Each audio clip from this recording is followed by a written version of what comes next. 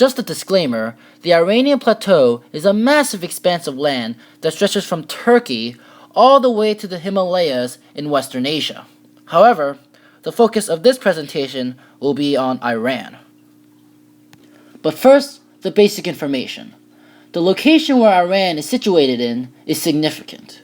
Iran is the country that connects the Middle East to Asia.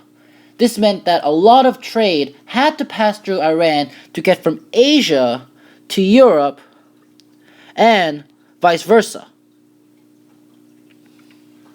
Just like Constantinople, Iran became a target by numerous invaders due to this one advantage. In fact, the Mongols invaded eastern Iran in the early 1200s because it was such a key location.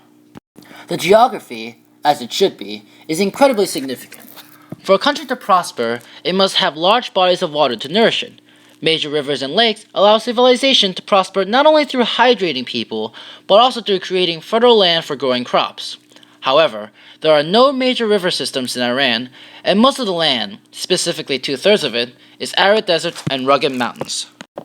Key mountain ranges, such as the Zagros Mountains and the Elburz Mountains, didn't offer much potential for farming, and they covered a lot of Iran. People still lived in those mountain ranges, though. Many villages were established on the mountains, but they were nothing big. These villages were pretty isolated from one another as well, and the main form of transportation was the use of caravans to travel down dirt paths through gaps and passes between the mountains. The climate was not very appealing as well.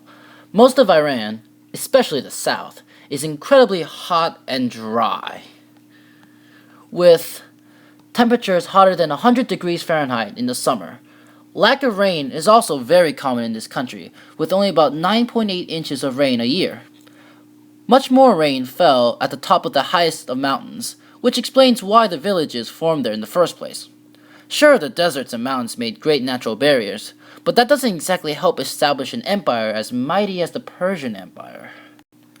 As it turns out, Iran's savior came in the form of the Caspian Sea. This enormous body of water is one of the main reasons why Iran is not as crummy as countries like Sudan in terms of environmental benefits. First, the living condition near the Caspian Sea is ideal. An enormous supply of water is close, but the climate is also agreeable. It's not as hot and dry up in northern Iran. In fact, the area right below the Caspian Sea received more than 4 times the rainfall than in the south. The close proximity of the body of water, as well as the ideal weather, made the land between the Caspian Sea and the Elburz Mountains fertile and perfect for farming. This is the reason why big cities like Karaj, Resht, and even the capital of the country, Tehran, is located so close to the Caspian Sea. Even more fortuitous is that a lot of oil and natural gas lie either in the Persian Gulf or the Caspian Sea regions. As you can see, there are numerous oil and gas refineries in Iran, especially near, Iran's other savior, the Persian Gulf. This means that Iran is just surrounded by oil. Thus, a huge chunk of Iran's resources are oil and natural gas, which makes the country rather wealthy. So, in a way, there is no surprise that the Persian Empire was so successful. The Persians controlled the land that linked Asia to the Middle East, which was linked to Europe. Controlling such a key crossroad helped the Persians spread their empire far and wide. Iran's daunting mountains and deserts, as well as the unbearable heat and lack of rainfall, were effective natural barriers. However, the country still had important bodies of water like the Caspian Sea and the Persian Gulf to help the growth of civilization.